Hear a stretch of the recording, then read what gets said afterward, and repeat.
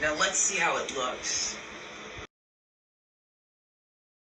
Oh, now this is badass. Hey guys, welcome back to another video. Today we're starting off with my first actual review on this channel / my first video, which is going to be my Toji Zenin review of the SH Figuarts Toji.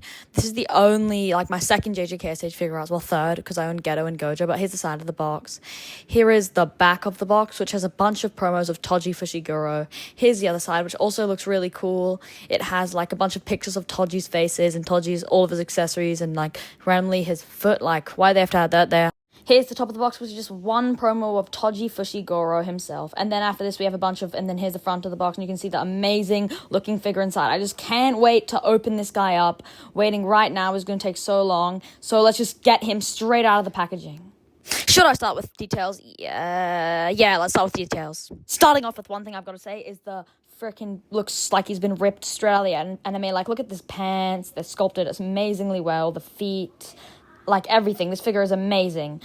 The face sculpt, the back, the knees are probably the most concerning part, which doesn't bother me, but it might bother a lot of people, and maybe not even make them buy the figure. Time for the main part, which a lot of people would tear them away from the release, which is the oiliness. Is he oily? In my opinion, not, but in a lot of people's opinions, it might be here he is outside, here he is above a light, and here he is in a normal room. So yeah, overall, he's actually not too oily. In my opinion, he's not oily. He's about as oily as the SH Figuarts Teen Gojo, and just to say that the SH Figuarts Gon is way more oily, and a lot of people were hyped and still wanted that figure extremely bad and didn't have as much hate as Toji did, which was kind of ununderstanding. Gon is literally one of the most oily figures in my collection. He's extremely shiny, and I just do not like it. But overall, this figure is peak the SHF Gon, so there's not much to complain about. Here he is in the room light, he's just reflecting, and Toji doesn't even reflect in a room light.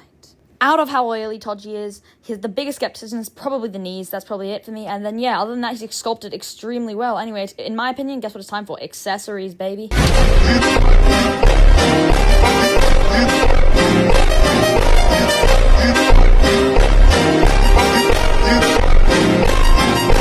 Starting off with the faces, he has this grinning face, this really crazy grinning face, which is an amazing face. I love this face so much. Next, we have my favorite face, which is this opening his mouth and talking face kind of. It looks cool, kind of like when he shot Rico. Spoiler alert. And his side-eyeing face, which I kind of feel like there's something off about it. Can you please tell me in the comments if you think there's something off about it too? Just please tell me in the comments. I like his grin to it though, and his side-eyeing. I just kind of feel like I think the cheeks might be a little bit too big. I can't really tell.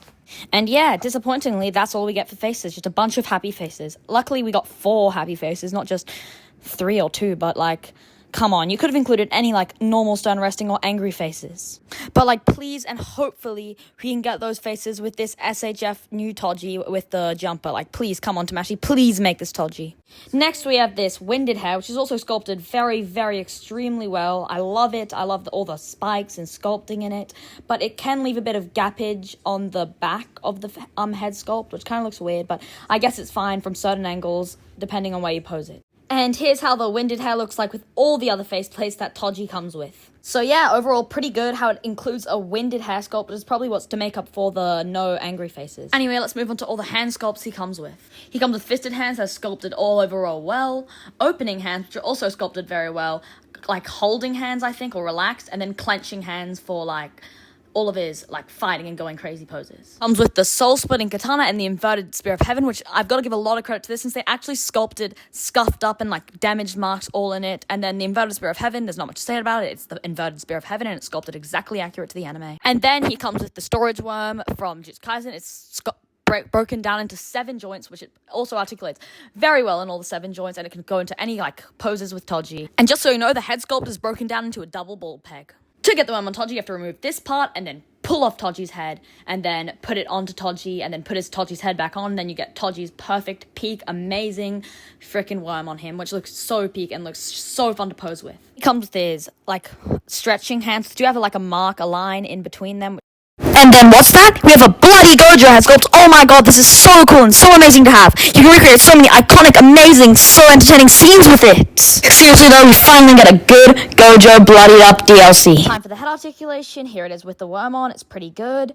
And then here it is without the worm, which is also even better. So here's how far he looks up without the worm, looks down, looks side, and the other side. And another thing to say is the worm does not get in front of any in the way of any movement in Toji's waist. Like his butterfly joints are the same, his ab crunch is the same, his waist joints are the same. So for the rest of this video, we're going to be doing the articulation on the Toji without the worm.